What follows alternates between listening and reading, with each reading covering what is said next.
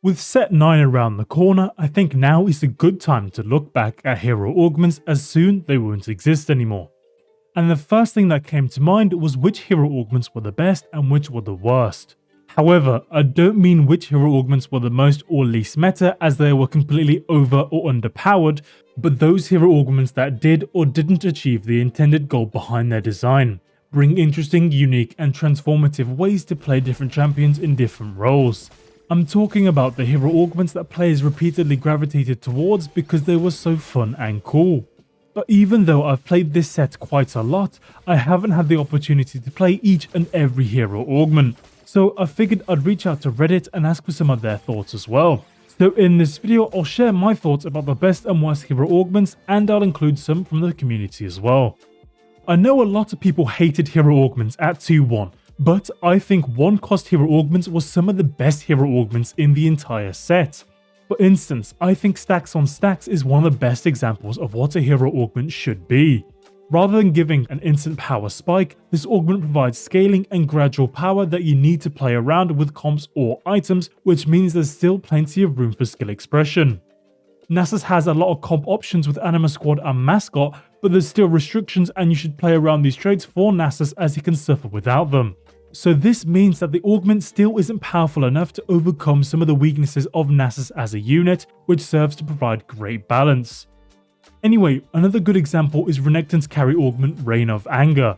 This augment converts his tankiness into damage by utilizing the second part of his ult really well. And this completely transforms Renekton into a unit that can deal an insane amount of damage. And you can enable Renekton even more by investing into Brawler, Laser Core or even Admin, as this version of Renekton can utilize a lot of the bonuses really well. Reign of Anger brings a simple addition to Renekton, but combined with his ability and his comps, he is completely transformed as a unit. But of course, not all of the 1-cost hero augments were perfect. For example, across set 8, Illuminating Singularity was a really poor hero augment for Lux, but this was mainly due to her bad targeting. Before her targeting rework, she could just randomly fire her ult that one-shots your backline, but now after the change, she's just usually hitting the front line and unable to kill them. Both before and after the targeting change, Lux was plagued with a lot of ult misses due to the channel time and the delayed explosion, so this augment could be rendered useless as that second cast just missed everything. Lux with or without this augment was just incredibly unreliable. But despite that, I still think 1-cost hero augments were the best hero augments across the set. Generally, I was not a big fan of hero augments that were just damage boosts, like Mordekaiser's Not So Heavy Metal, or hero augments that similarly just provided stats to the hero, like Syndra's Not In Vain. But I'll be clear here that I'm not saying that these augments were weak, rather I'm saying that they were too dull and frankly creatively bankrupt, as they didn't bring any new or unique ways to play these heroes through the augments. And you could see these types of hero augments more as the cost of the unit increases, and especially at 5-cost. And that's because the lower cost hero augments had so much more room to be creative, transformative and powerful as they had to contend with higher cost units. Whereas the higher cost hero augments had very little room for creative design and freedom because there isn't anything to keep the power of these units in check. Although there were some great 5-cost hero augments. For example, I think that Janna's Category 5 and Nunu's They See Me Rolling hero augments were slam dunks, as they were incredibly transformative and very noticeable as they played around with stats like movement speed and scaling true damage. And whilst it wasn't as transformative, Urgot's Shiny Augment was loved by many players. These augments were just very satisfying, fun and rewarding to play because you either saw a massive ult decimator board, watched Nunu steamroll the enemy units, or you got a bunch of gold and loot from those chests. But overall, I felt very disappointed with most of the 5-cost hero augments, as these units will just do what they usually do quicker and harder, so there's no reason to deviate from the usual comps or builds, which means that they're failures as hero augments. 2-cost hero augments were also some of the most transformative, but there were some really boring or frankly bad augments. One of my favourites across the entire set was Yumi's support augment that made your team move at ridiculous speeds.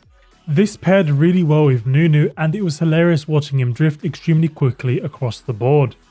Like Reign of Anger, Rock Solid converts tankiness into damage, But Rock Solid was a lot more fun because Malphite's ult was AoE, so you could just one-shot frontlines, especially if you built items like Jeweled Gauntlet. Speaking of which, this augment brought and enabled one of the most unique itemizations I've ever seen.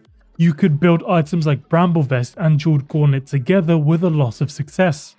But I think there was a 2-cost hero augment that was the worst offender to what a hero augment should be, and that is Boxing Lessons. Again, this augment was definitely a strong augment, as it even received a 10% nerf and still performed well, but my god is this augment boring.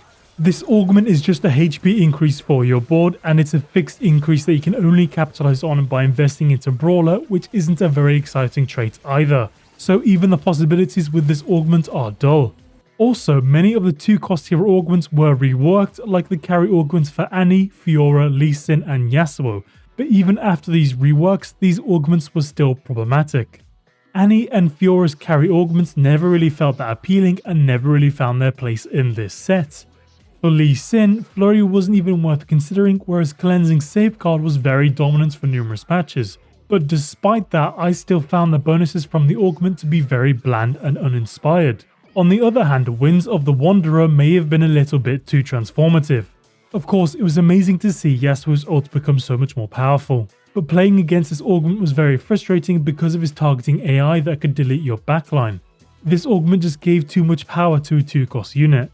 So while there were a lot of great 2-cost hero augments, many of them fell flat. 4-cost hero augments were very limited and frankly lackluster, especially the hero augments that were introduced with the mid set, as in some cases the support augment was just better than the carry augment. Well Fed is the best example of this. Generally, Big Data is just better even if you wanted to play Warwick carry, as Big Data could convert his tankiness from Brawler and Admin into more damage. And I believe that you need to have the unit on the board or on the bench for them to receive the well-fed HP, so it makes pivoting or playing around your roles a lot more cumbersome, and Vi support augment is just easier to use because all you need to do is play Vi and you instantly get that HP for any unit you may switch in or out. Stacking HP on a board that already has a lot of HP is a tad redundant, whereas is extremely beneficial if you were to convert that HP into damage, especially with high base HP units you can play around Brawlers and Laser Core like Mordekaiser, Fiddlesticks and Urgot. And some 4-cost hero augments felt completely pointless, like bel'veth's Void Mother. This augment may have been one of the least popular augments in this set, and after 6 months of playing this set, I have yet to think of when this augment would be even remotely compelling to play. It would have been way more interesting if she just summoned Malzahar instead. Also, I personally never could figure out how to play Destructive Resonance or Full Power to Sword, so I think they're hard to play, but I'm not really sure because it never really clicked for me. However, I didn't hate all the 4-cost augments. For example, I really enjoyed Supersize just because you could have a Zac that got bigger with the more HP he had, and conversely, he would get smaller as he lost HP. I always picked this augment when I could. And although it was underwhelming, seeing Set with Punch Protocol throw units off the board was hilarious and brought back memories of Set 4 Lee Sin, who had a similar ability. But overall, the 4-cost hero augments were just really bland, and they were much worse than the hero augments for legendary units, as the 4-cost units just weren't nearly as cool and fun to play as the legendaries were. I felt that 3-cost hero augments were at this middle ground between bland and exciting, as many augments were simple boosts to the abilities, like Power Grid, Fear is Freedom and Spread Shot. One of the more interesting augments was cho'gath's Energy Void, as there weren't many ways to steal stats in this set, and you could get some really high magic resist on your cho'gath, which would allow cho'gath to beam the entire board. But there was a specific 3-cost hero augment that may have been the most unique augment in this entire set, and that is Nyla's carry augment, Gifted. And of course, at first glance you may think that this augment is trivial as it just shares a single item. But once you realize that Nyla can also share spats or emblems, things get way more interesting as you can chase vertical traits significantly easier. This brought a really unique way to play around emblems and spats, and I don't think there's been anything like that in the past few sets. But overall, bar Gifted, 3-cost hero augments didn't really stand out much to me, and they weren't particularly memorable. There were many hero augments that I didn't cover in this video, as there are lots of mediocre augments like many of the threat related augments. And I didn't really consider support augments that much, as they're not intended to be as transformative as the carry augments, but there definitely are some amazing support augments. Overall, I feel as though a lot of hero augments will be easily forgotten, as many were uninteresting and frankly had no creativity behind them. But yeah, what do you guys think? Which augments were a slam dunk and which were a dumpster fire?